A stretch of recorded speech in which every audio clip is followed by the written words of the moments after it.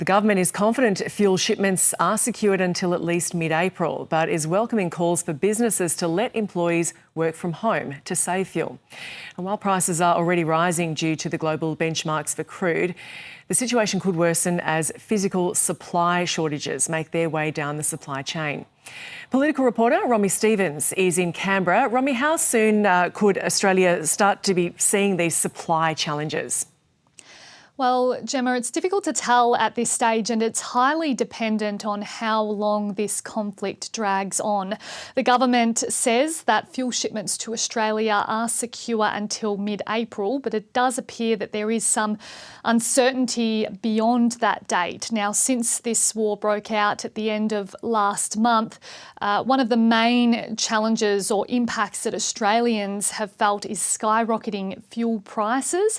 We've seen the average price of unleaded petrol tip over $2.30 per litre in the cities, and the average price of diesel is now over $2.70, with some areas seeing prices of diesel go around or above $3 per litre as well. So that's been the main impact, but despite some examples of demand-driven fuel shortages in some regional areas across the country, we haven't yet seen significant supply issues at this stage, but that could change in coming weeks as some of our major fuel suppliers in Asia start to feel the flow-on effects from the effective closure of the Strait of Hormuz. And the reason that could then flow on to impact Australia is because we are heavily reliant on this supply coming from these Asian countries. Given that we only have 2 refineries operating domestically, we get more than 80% of our fuel from overseas. Now, the Energy Minister Chris Bowen has said that a handful of our scheduled fuel shipments next month have been either cancelled or deferred. So 6 of 80 scheduled shipments have been impacted, but Chris Bowen says that some of those cancellations have already been replaced.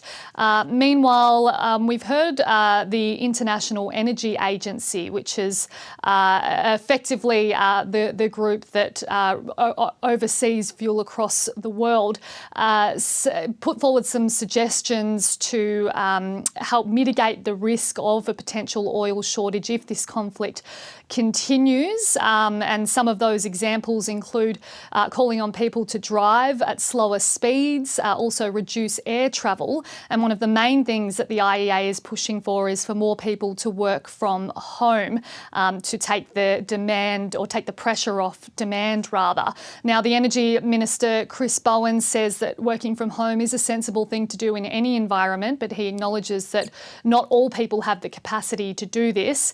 Meanwhile, Industry and Science Minister Tim Ayres was asked about this earlier. Let's take a listen to what he had to say. Australians will make their own decisions, and work from home is a viable option for many people, and they'll make that call. We're not going further than that, but we want a flexible industrial relations system where Australians can take advantage of these rights and continue to contribute in a productive way at work. Romy, what has the opposition had to say about this working from home push? Well, the Deputy Liberal leader, Jane Hume, was asked about this earlier and whether or not she thought it was a good idea. Now, we know that she is the person who spearheaded the coalition's policy at the last election to bring an end to working from home for public servants. Now, she says that if workers and businesses have capacity to do this, then she supports that, but she doesn't expect it to make a huge difference. And she also says that she wouldn't support any COVID-style restrictions. Here's what she had to say. If people can work from home and they want to and it works for their employers, fine. I think that's terrific. But it doesn't help small businesses. It certainly doesn't help the truckers and the fishers and the farmers and the manufacturers and the miners that are relying on fuel supply. The way to deal with the crisis we're facing now is to address those distribution channels and to make sure that we have the supply chains in place to deliver fuel where it's needed, both petrol and diesel, because without that, the economy simply runs to a stop.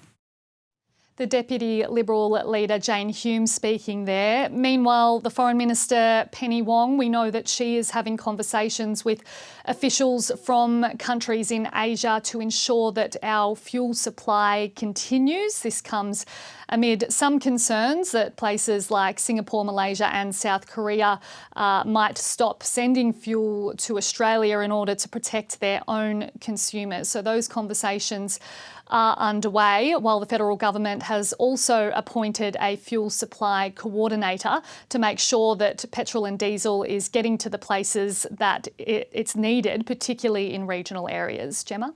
Romy Stevens at Parliament House, thank you.